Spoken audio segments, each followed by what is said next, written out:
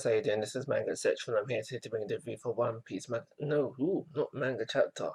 Episode 937. Now, we spend a big portion of this episode with Luffy and the old man. So what we go through here is Luffy still trying to learn this new stage of Armament Haki. And now, even though he's getting instructions, he's still not grasping what exactly it is that he needs to do. So we see him, like we've seen him in previous episodes, attempting this and fail, going through different opponents and just getting frustrated along the way.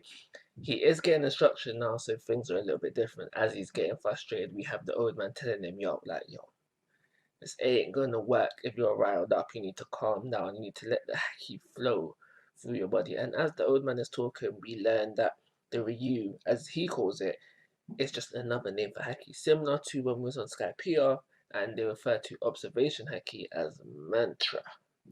So it is that as well. So like I said, Luffy's going through opponent, nightfall breaks, and like Queen's like, you know what, let's call it a day. Let's call it a day. Let's do what we gotta do.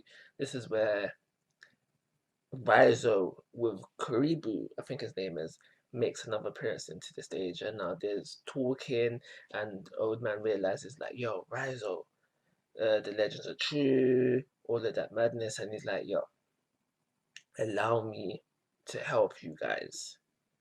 I know where we can get some more people to add to the army, and this is where we basically find out that Udon is filled with people, potential people who would be willing to fight in this war. So, are they going to,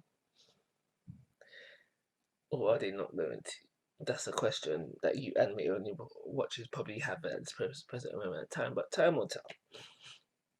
Anyway, moving on, another big portion of this episode was spent on Yasu. So now, in the beginning, when the first time we see him within this episode, he's talking to Kanjuro and Shinobu. And now this happens to me in real life all the time where you can be talking to someone and they know who you are. They're referring to you in name and so and such. They're telling you things that that makes you think, oh my gosh, I should really know this person. And you'll be there listening to them like, yeah, okay, you're carrying on with the conversation. But at the back of your mind, and especially when they're gone, when they've moved on, thinking, crap, who is that? This is exactly what we get in this episode, which makes it somewhat humorous. Not like, you're laughing out loud, like the people of Bibisu Town, but it does make it somewhat humorous.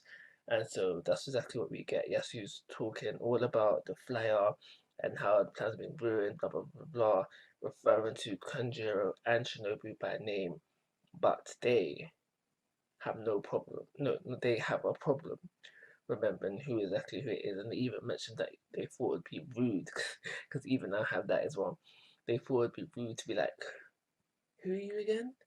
When Yasu's been referring to them so nicely.